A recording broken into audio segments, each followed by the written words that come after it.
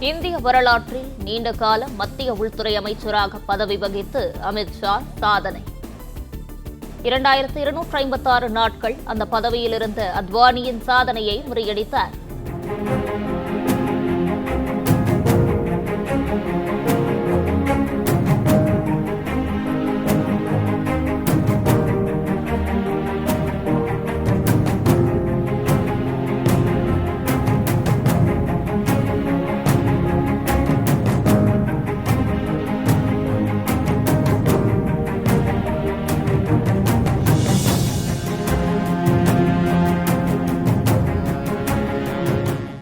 Play store மற்றும் app ஸ்டோரில் இருந்து பாலிமர் செயலியை QR கோடு மூலம் பதிவிறக்கம் செய்யுங்கள்.